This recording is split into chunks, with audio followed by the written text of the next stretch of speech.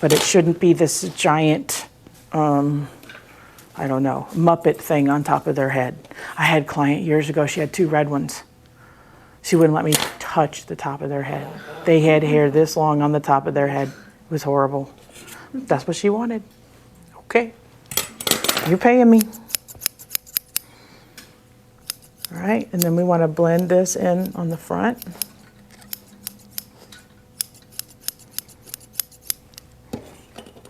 And you'll see a lot of times before they go in the ring, they'll spray this and comb it back because they don't want it to be standing up.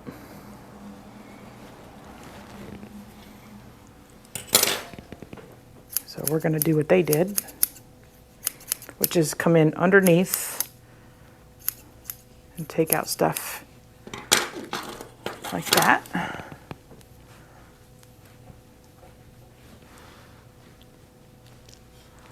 See all that? That's all from underneath, not on top. Trying to make it lay down. And this is going to require some more on top. And that looks like probably what they did before, because you don't want that curved line sticking up right there on that side. But if you manipulate it with the stripping knife enough, it'll lay down. And then you won't have to do that.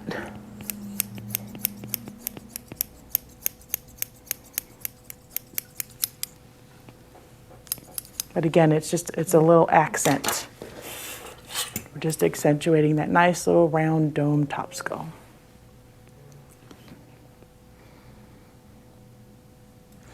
And then they really don't like you to leave eyelashes on them, so I'll probably nip those with scissors since I didn't clip her around her eye. And then we're just going to blend this right here a little bit because we don't want a big stark line there either. I'm just using the very, very tips of these. And then keep taking your comb and pulling out the stuff that you thinned. She's still a cocker.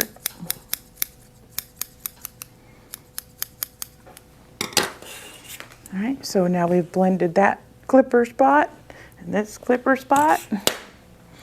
And I took out the majority of the hair on the edge of the ears with my clippers. But you can do that with scissors too if you like. Depends on what you've been taught. But I take my clippers right along the edge because particularly with cockers, because they have really nice fat ears, you're not going to cut that ear with a 10. It doesn't matter what you do. Unless you jam it in there, you're not going to cut that ear. So you can come right up along. She's like, what is that? You can come right up along the edge of that ear with your clipper. But if you're worried about it, then what you have to do is take your scissors and come this, always go towards the end of the ear. Don't go that way. It looks a lot more clean with the clippers. It does. It has it gets it much smoother and it makes it a whole lot easier. And it also makes it faster. So, you know, for me, anything that saves me time, particularly in grooming competition, that's what I'm gonna do.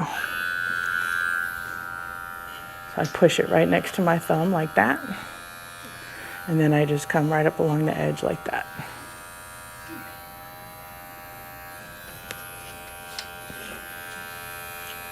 Brat, Brat, stop. That is actually her name. So just come right along. Use your thumb as your guide. Put it right up next to the edge. And then you know you're touching you and not the ear. Or you can come back up like that. It makes it nice and smooth. And then if you have a really big ear flap here in the front and it has a tendency to stick out and not fold back, you can open it up and take your 40 blade right there and that'll take enough hair off that it'll lay back. So you can do that too. Lisa Leedy taught me that trick, I think. All right, so everybody come up and take a look closer at what I did on the head. So blended.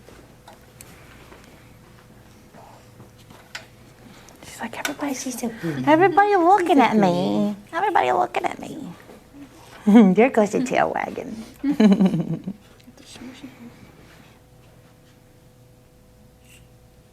Yeah, so it's super short up there. Yeah, I took the 7 to the face, and then I'm going to take the thinners and fix that.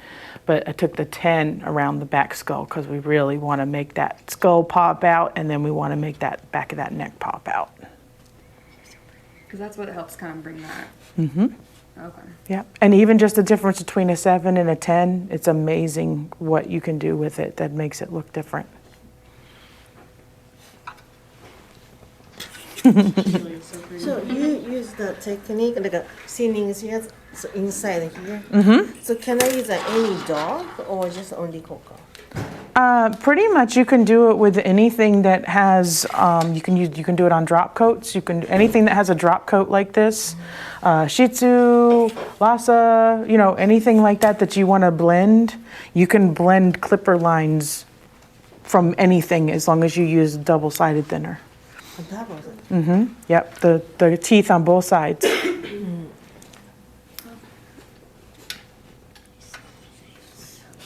Did it get this? I know it does mushy face. Okay, and then the ear, we'll go ahead and do the ear, and I'm gonna see if she'll let me finish doing her face here. So this stuff in here in front of her eyes, just take the thinning shears and lay them right next to her. And that's the wonderful thing about these two. You don't actually have a flat blade. So it's highly unlikely you're going to cut them, even if they act silly and squiggle around and do dumb things, because you'd have to really close your scissors really tight in order to actually cut them and hurt them. You'd have to go like that, and you're not going to do that because anybody's been grooming for more than 5 minutes, when your scissors stop, you don't want to mess with that. Oh, and guess what I just did? Because I demonstrated that for you. Look. My shears are catching because I pushed it with my thumb. Now I got to get them fixed. It's okay, it happens. So that's the other thing. If you have a tendency to push your shears and you find you use them, you get them back from the sharpener and you use them for, a couple, 3, 4 weeks, or in the case of thinners and chunkers, if they don't work for you right away, you're putting too much thumb pressure. You have to have a thumb ring so you don't push with your thumb because you're literally bending those blades. And that's what makes them catch. It's nothing to do with the scissor. It is absolutely nothing to do with the scissor. Particularly with chunkers and thinners, the metal has to be softer in order for them to create those shears. And the more you push on them, the harder you push on them with your thumb, the more you microscopically bend that blade, and then it starts to catch. It has absolutely nothing to do with the quality of the shears or where they came from or the brand name or anything like that. It's the fact that you're using too much thumb pressure. And a lot of us groomers do that. Is there any kind of exercise that we can do to help fix the amount of pressure you're putting? Not really.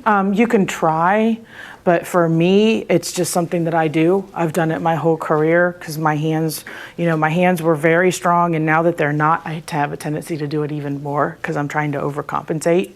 So it's something that I've learned that, I really just need to, as a general rule, I have thumb rings in almost all of my shears, particularly the chunkers and the thinners, because they're so much easier to manipulate metal-wise just because of the nature of the metal they have to use.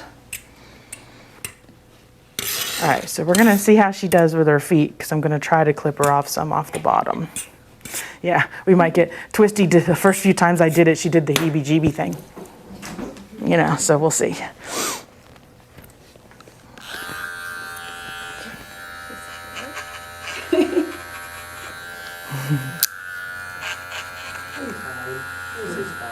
Yep. So I've turned it up to a 30 and I'm just gonna skim off the bottom. I'm not gonna go up into the pads of her feet just because I don't believe she's ever had it done before and I don't wanna cause her any issues. But one of the big things that I do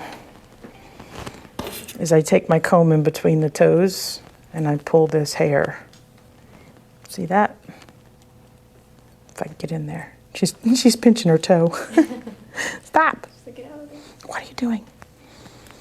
See that stuff? Comb the top again. Any big round feet you're doing, do this. because that's the stuff that sticks out later and drives you nuts and you can't figure out where it's coming from.